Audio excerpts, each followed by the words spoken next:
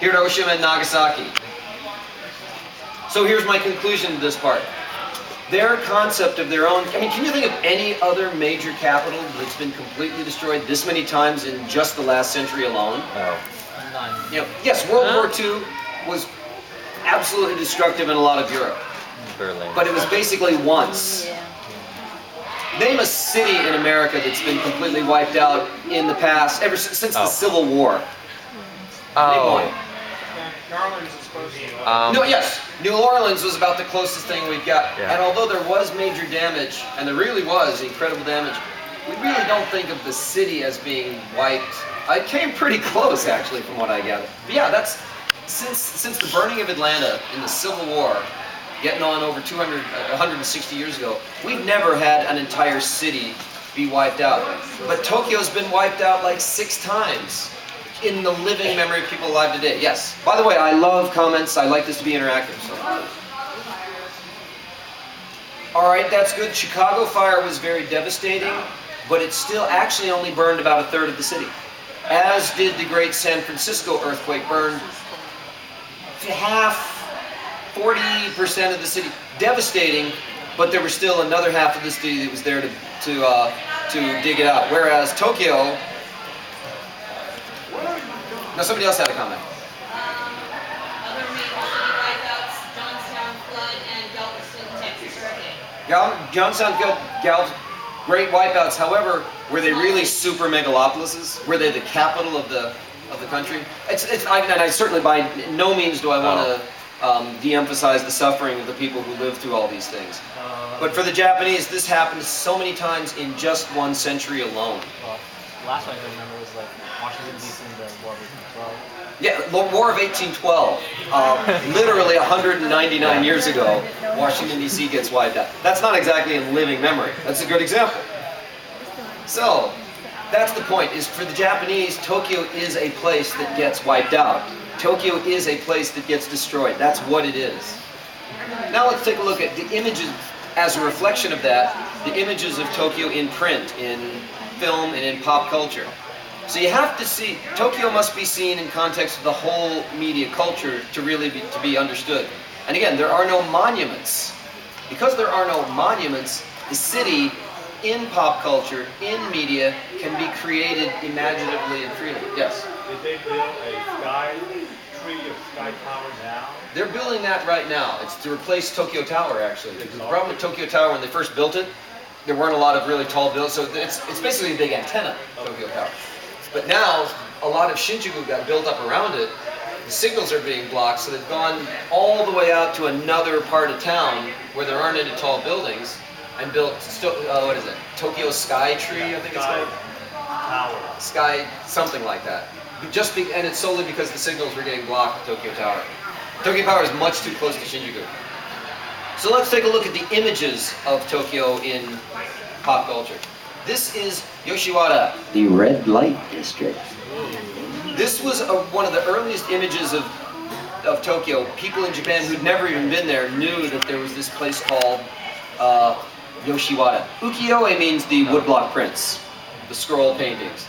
And what people thought of Tokyo was they thought of this. Kabuki actors and courtesans. It was very theatrical, it was this, literally they called it the floating world. It was this ethereal place where, of course, we muckraking farmers will never go there, which in most cultures up until the modern world, 90% of any culture was muckraking farmers, including the United States. I'm sorry? Russia and Eastern Europe. Russia, Eastern Europe, but the United States as well. You know, most people were farmers, and people just had this image of this thing called a city with all them bright lights and them pretty women. These woodblock prints were distributed all over Japan, sort of as advertising, sort of as kind of posters you'd put on the wall, think, wow, somewhere out there, there's a place that looks like this. After that, however, the image of Tokyo was what they call shitamachi. Literally means downtown, but when we think of downtown, we think of big built-up things. To them, it meant the neighborhood, the hood, the kind of place where a bar like Cheers would be, where you go in and everyone would know your name. Does anybody recognize this gentleman here? Kinda. That's Tora-san. This guy made a series of films. They'd come out 45 movies playing the same character, and he's a traveling salesman, sort of a half shyster, but he's a good guy. He's always selling stuff out of a suitcase, and then he comes home to Shitamachi, and everybody's, oh, Toda-san. All Japanese people know this guy. Again, he was making 2 films a year when he came out with this stuff. And this image of Tokyo and of the outlying district was their version of Mayberry RFD, because right when Americans were beginning to move to big cities in droves, we were nostalgic for the countryside, so we create this media image called Andy Griffith and Mayberry. They created an image of this place, which was Shitamachi. It used to be neighborhoods, really still were not anonymous, but they were these places where you'd go and Ma and Pa and the guy across the street all still remembered you. This was a very popular image of Tokyo in film. However, we get to pre- and post-war Tokyo, and all of a sudden, things change. This is from a very important film by Kurosawa. He didn't just make samurai movies, he also made a film called Ikiru, which means to live. This guy here is the main character. He's lived a miserable life as a low-level bureaucrat, and now he's dying of cancer. And there's nothing he can do about it. And this guy's the one's telling him, oh yeah, the symptoms you have, the doctors are lying to you. The doctors were saying, oh yeah, you'll be fine, all that, the fact that your bowel movements are black and that you're coughing up, don't worry about that. This guy says, your history, pal, you're toast. This was the image of Tokyo after the war. And this was the image of modernity. Impersonal buildings, power lines. Look at the people. None of these people seem important in their background. They're just like one more thing, and it's smoky, and it's dirty, and it's evil, and it's decadent, and it's the breakdown of the culture. And one of the most important things that they felt on a daily basis was the occupation. Now, I'm certainly not going to say the occupation was a bad thing. I'm certainly not going to... It's not that. It's just that for them, for the first time in their entire history, they were occupied by an invading army. And now there were all these guys in military uniforms who were telling them what... And they'd lost, and they knew it. And their leaders had let them... At this point, all of these people thought, those idiots who started the war, you got us into this, you destroyed us. They weren't really quite so necessarily mad at the Americans. Nonetheless, who wants to be occupied? Nobody likes it.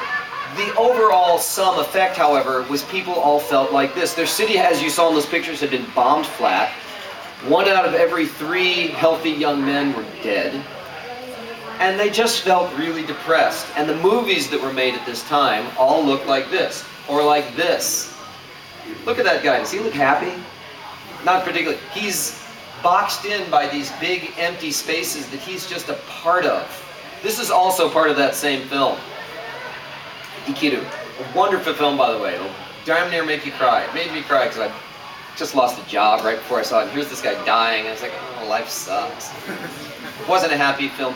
And what happens in the end is the one last project he's going to do, there's this piece of land, and the little neighborhood grannies want to make it into a park, but of course the big evil developers want to build like a factory, you know, a lye factory or something where full of noxious chemicals. And he says, no, instead of being a bureaucrat, I'm actually going to help the old ladies build a park.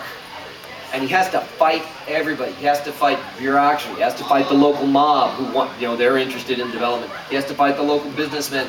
But he prevails, not in a particularly happy way, but as like a last desperate act. And then the park gets built, and it's December, and he goes into the park and sits on the swings, and he sings this song from his childhood, and then he dies.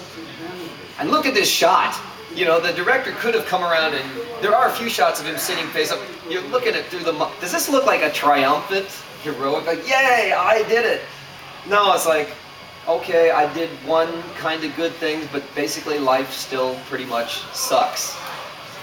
The images of these films from Kurosawa and from a great director named Ozu was just, life ain't fun. And if you ever take a course on Japanese film, you'll see the films of Ozu. It's about people doing the best they can, and they're noble, but it's not funny, and it doesn't have these happy American happy endings where everything works out in the end. I'm sorry? Oh. Oh, okay. I thought maybe if anybody had any, if anybody taken any Japanese film courses, I'm sure you've seen these movies. So what we get now we get to the destruction of Tokyo in popular culture. And I'm going to have to jump to the next slide because somebody gave me some notes that I just copied. Bum, bum, bum. The man himself, or the thing itself. This is for the first time Tokyo gets, and it really was Godzilla. In films, Godzilla was the man. He was the first one to come in and just trash the place. Now there's a whole panel that can be done on Godzilla alone. Books have been written on Godzilla. Godzilla ties back into this image of, there are a lot of old ghost stories. How many Gegege no Taro fans we have here? Only a few? That's a great manga. That's a great anime. So, it's an anime that's, manga and anime that's taken from a lot of old ghost stories, but there's an old ghost story, an old meme in Japan of these evil, malevolent spirits who have been buried under the ground, and something is done to awaken them. And they awaken, and they come in and they trash, they mess up people, and a lot of people die, and then they go back to their shadowy graves. Godzilla was the modern art incarnation. In the original version, Godzilla was buried before the Bikini Island nuclear bombs. And again, it was that fear of nuclear power and technology that awakens him. The destructive product of scientific inquiry is the catalyst that propels this supernatural disturbance. Nuclear technology, the film seemed to say, is a devastating force with far too much power and far-reaching consequences ever to be used safely. Not only can it destroy millions of human lives, but it's capable of reawakening the older horrors that never should have been able to exist. It blurs the lines between life and death for creatures who should have been put to rest a millennia ago. So, this film was the template for destroying Tokyo. But remember, part of the issue is, in the old days, it was a natural disaster that destroyed Tokyo. Fires, even though they were sort of man-made, they were still kind of a natural disaster. Earthquakes, natural disaster. Typhoon, natural disaster. This one was our fault. And then we have a whole series of Godzilla and Mothra and other films. I'm sorry? And Gamera. They all come in, they all destroy a major city. They eventually started having them destroy other cities because it just became they destroyed Tokyo so many times, they really had to go out and look for new locations to make it more interesting. But all of those cities in the end really represent Tokyo, in my opinion. Then we have the next big thing. Bam, bam, bam! Akira! And in Akira, again, we have nuclear destruction. For those of you who read the manga, Tokyo was actually destroyed twice within the series. First, it was destroyed before the series begins. They build on the ruins, and then it gets destroyed again. Both times by human foolishness. And this time, it really is the feeling of, like, this is our fault. This is not somebody else's fault. This is not the gods. This is not the demons. This is us doing this to ourselves. But, as some people pointed out, there are a whole bunch of other titles that do exactly the same thing, that have the same theme. Somebody mentioned Doomed Megalopolis. Who mentioned that one? Alright, this guy. Kudos for him. Here, mystical Kato has an obsession with the mystic, sort of a cultish figure. Kato has an obsession with conquering Tokyo, and he awakens the fierce guardian of the city, Masakato. Kato devises an evil plan which he uses an ordinary person as a tool to produce a spawn capable of taking on Masakato. But things go horribly wrong and chaotic when vigilantes step in. I copied this actually off the... You know how the promos on the video box don't actually make a lot of sense? Have you actually seen it? Any of these versions? No, I haven't. I haven't. Has anybody watched this? I never actually sat down and watched this. It's hard to find copies of it. Yeah, it is very, very insane. Yeah. Adding to not just an animated movie, Resident Evil 4, the American movie. Beginning, No, they destroy Tokyo in Resident Evil 4? Okay. Yeah, it's become such a meme that now everybody in the worldwide, that's why I love when Spielberg made fun of it in Jurassic Park 2, when this Tyrannosaurus Rex is actually running through Los Angeles. There's that one scene of the Japanese businessmen going, "Why is this happening here?" That was fun. Everyone in theater laughs because it's such a theme, you know, the big monster coming and destroying the city. And they literally are saying, why is this happening here? We're in America. This isn't supposed to be happening in America. Bubblegum crisis. This theme becomes so deeply ingrained that now anime, manga, and movie creators start taking it and developing it into other things. Actually, in the way that we've gone way with vampires in America. We've gone way past the original concept. You know, the original concept was Dracula. Now the concept has become so popular you actually have to grow it and make it into something new. And we've made it into some very new and strange things. Yeah. I noticed they're so urgent to destroy the city that they're starting to version an earlier disaster, which is like the Tower of Babel imagery that's trying to put in Tokyo there. Yes, this was very much clearly an image of the Tower of Babel. You know, like we've overstepped our grounds. We've actually created something so big that it cannot exist. It's just against nature for it to exist. The series begins in late 2032, 7 years after the second Great Kanto earthquake has split Tokyo geographically and culturally in two. During the first episode, disparities in wealth are shown to be more pronounced. Sound familiar? Than in previous periods in post-war Japan. And then you have the good guys and the bad guys, and you have the bio droids. You have basically people in metal suits, and you even have the lightsabers. I should actually read this. If I try to ad-lib it, I'll do badly. The main antagonist is Genom, a megacorporation with immense power and global influence. Its main products are boomers, cyber droids used for manual labor and military purposes. While boomers are intended to serve mankind, they become deadly instruments in the hand of ruthless individuals. The AD police are tasked to deal with the boomer-related crimes. One of the series' themes is the inability of the department to deal with threats due to political infighting, red tape, and an insufficient budget. So, this again, Bubblegum Crisis is one of the very, very influential anime manga series that, again, totally predicated on the destruction and rebuilding of the city is like the essential part of the story. It's not just a backdrop. Then we have another thing, yes? What year was this movie made and the one before it? That's a great question. Somebody knows the answer. What year was this made? Come on, you're otaku. Somebody knows this. 86. And this one also looks... The 2040 version came out in the 90s. Yeah, this one also I think is mid-80s. I remember seeing this, actually, I remember this was in the theaters in Tokyo in 87 when I first got there. And this, yeah, this was like mid-80s, and the second one, 2024 is mid-90s. Yeah. Then we have another great classic series, Appleseed, which they were actually showing, the 3D version they were showing across the hall earlier today.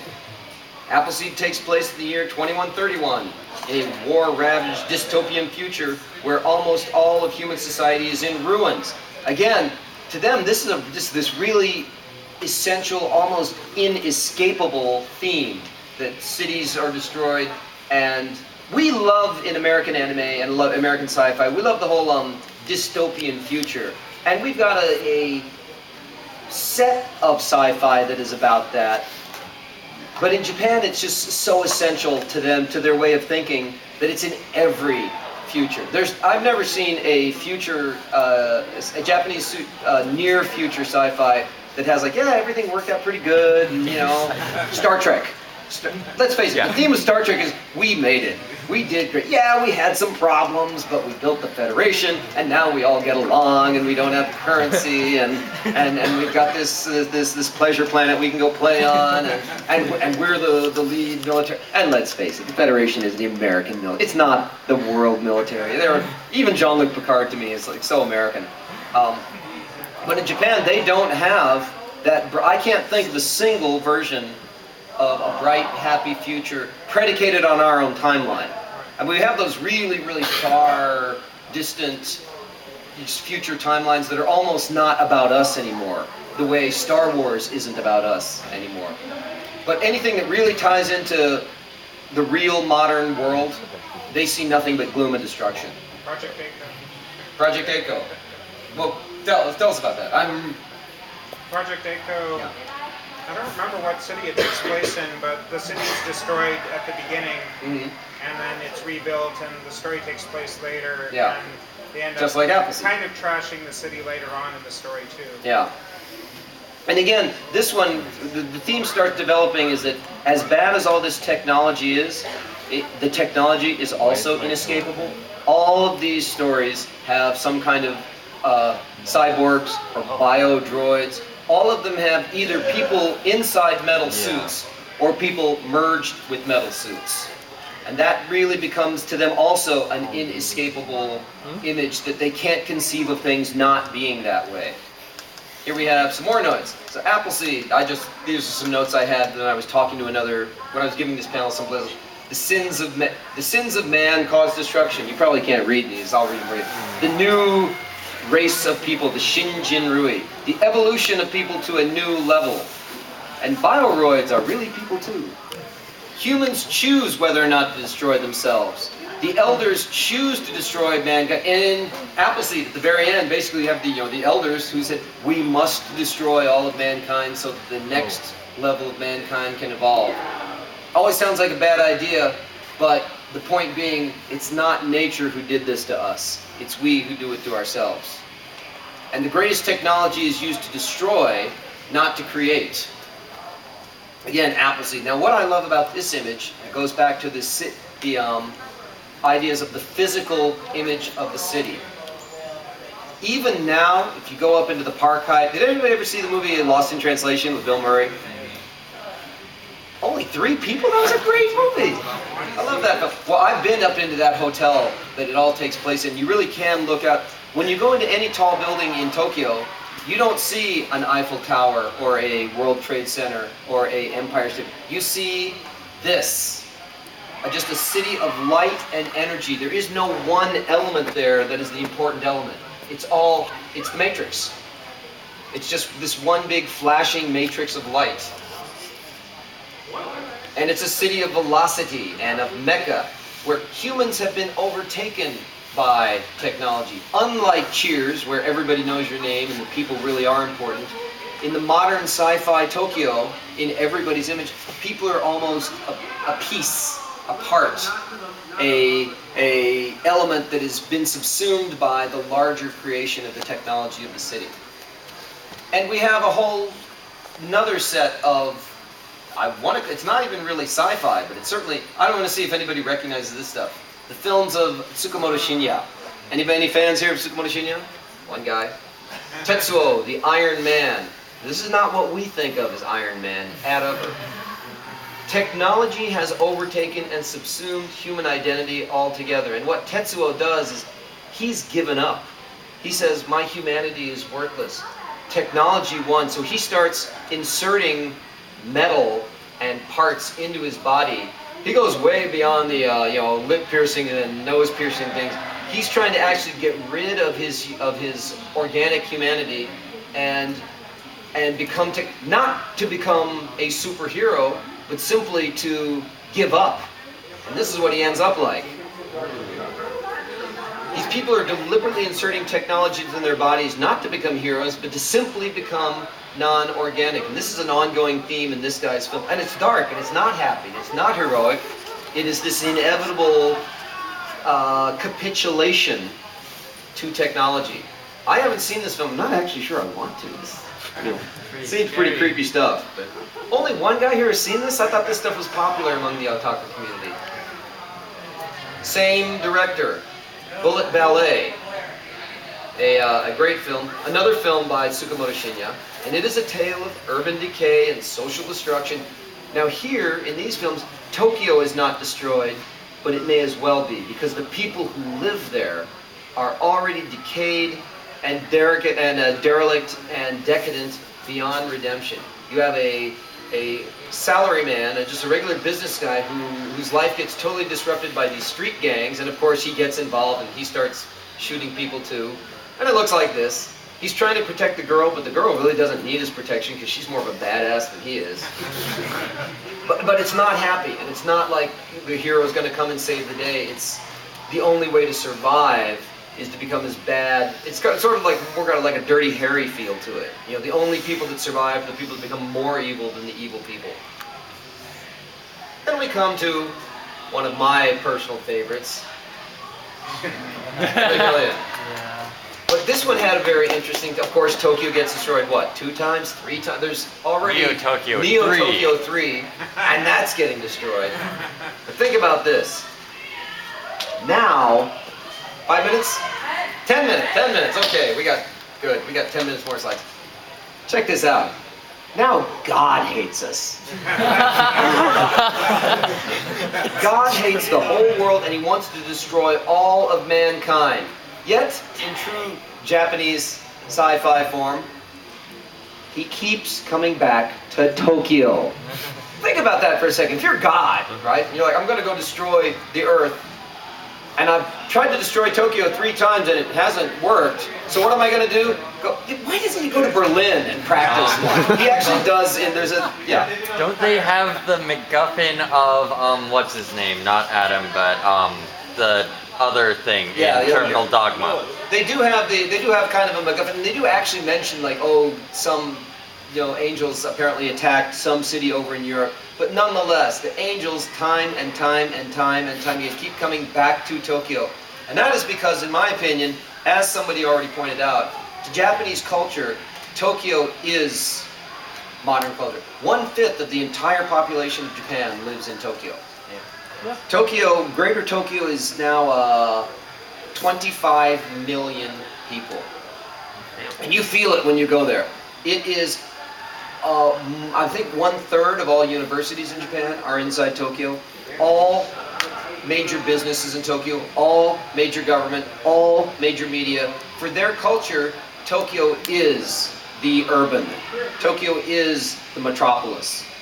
Other cities are there, but they just pale in comparison. What's the second largest city in Japan? Yokohama. And Yokohama and Tokyo are like this. The second, but it is a separate city with its own mayor. The second largest city in Japan is right next to the first largest city. And you go through and that's why I talk about the Greater Tokyo. If you wanted to say what's officially Tokyo City, it's not 28 million people. But when you go from south end of Yokohama through Tokyo and come out at the far end of Chiba, 28, 29 million people. Mexico City was predicted to become the largest city, where it stopped. It's still Tokyo. Yes? And one major thing I want to add is they are expecting a major earthquake. Oh yeah. Anytime. Panel, slide 43. Oh. We're getting there. Yeah. You had your hand up. Among the cities, are the characters the same? That's what's weird about Tokyo, and she can back me up with this. You go through it and it just is kind of this ocean. And it starts to slowly change from one neighborhood to another. And then there will be these pockets of places like Shinjuku and Akihabara. I'm sorry? Akihabara. And Akihabara and Ueno. But in general, it's just, when I drive through it, I kind of feel like I'm in this ocean of concrete that just kind of keeps going the way an ocean does. Nonetheless, this is what I love about Evangelion, is like, now God wants to wipe us out. I mean, he's just so angry at us. And we try to fight back, or we the Japanese technocrats, try to fight back. It's all about alienation and loneliness. Shinji, is he heroic? He's a wuss. He's like, oh, I mean, talk about emo. I mean, this guy's like, oh, nobody understands me, and my life is so rough. I don't think any American creator could have come up with that character to be the hero. But this is why we like it's cool. This is because, I think the reason a lot of us like anime and manga is we're kind of tired of the American cliches of, the big hero in the white hat. It's all about Shinji is alienated from his own father, and in the end, what I love is what happens. The humans start killing each other when they should be. My God, angels are attacking. You think that's not enough to get us to band together? But no, the government NERV starts fighting each other, and they all kill each other when they should be trying to fight the angels of death. So now we have another. Tokyo doesn't have to be complete. The thing is, no matter how many times you destroy Tokyo, it always comes back. Ghost in the Shell. Wonderful series. This also, I think, for me, the anime that more really captures the kind of the feeling that really is there in Tokyo is this kind of city of energy, of movement. Humans and technology have merged completely, and especially with Bato and And Yeah. it's a long con. I'm getting tired. Yes. The movie, the city is in Hong Kong though, right? No? Ghost in the Shell? That's all Tokyo. The movie. Well, in one of the films, sometimes they move to Hong Kong. There is some location action that happens in Hong Kong, but this is supposed to be Tokyo. Correct me if I'm wrong. Yeah, isn't this supposed to be Tokyo? Yeah. I don't think they even necessarily name it that. No, do they actually say, yes, this is Tokyo? I just took it for granted that it did. I never thought to ask this question before. Yeah, standalone complex, isn't it? 5 minutes. But anyway, here, the city and the people have merged. And it's not about destroying the city anymore. It's about just this cycling of life and death that goes through innocence. Wonderful film. Didn't do so well because I think it was a little too hard to follow. But the idea of like, at this point, we've even lost track of what's real and what's not, what's inside the Matrix and what's physically, because he goes through like 5 different dream cycles in this film. There's like Inception, that part. You know what I love? All these Americans like, Inception, oh wow, that was so difficult, I couldn't understand. You walk into an anime con and people are like, yeah. Chaos Ed. Dream inside a dream inside a dream, yeah, and? Did any of you have any trouble following that film? No. You're anime fans. Well, a lot of these standard American movie blockbusters be like, ooh, it was so hard to understand. Because it's directed by a British guy. It's directed by a British guy. The Brits, I don't know if the Brits had trouble with it or not, but I remember seeing so many reviews that said, oh, it's too hard to follow. I was like, have you watched Innocence? You want to talk about hard to follow. The city itself has grown and thrived. It is neither good nor bad, it simply is. The city is to humans what fish is to water. And I think that's kind of the last image of technology in the cities now. Now there is one thing that 2 people here have mentioned. There is a recent series that has gotten less publicity than I thought it should. Tokyo Magnitude 8.0. And for those of you that haven't seen it, the concept here is, this is like hyper realistic. What would happen, there's a girl and her brother, and they go off, and she's having your typical rebellious teenage stuff going on. Her parents make her go off to Odaiba to some robot convention because her little brother wants to see it. She can't go along. And the big one hits. And the idea is, what would actually really happen when the big one hits Tokyo? And it tried to be as realistic as it possibly could. Now they've got to get from Odaiba back home to find whether or not their parents are even alive. When the city, that's the girl in the middle there, in the sailor suit, and they run across this woman who helps them out, and she's carrying the little brother. And the city looks like this now. And as she pointed out, to the Japanese, this is a real possibility. When I first created this panel, I did it like a year and a half ago, and people are like, really, it's a real possibility? It's like, now, my panel turned out to be a lot more timely than I expected. This is a very real possibility for everybody who lives there. This really could happen in Tokyo literally any day. And in fact, they say there's kind of an 80-year cycle. The last big one was 1923, which is... 78. 78 plus 12 is... Oh. 78 plus 12 is... Come on, you products of the American public school system. All right, we're overdue.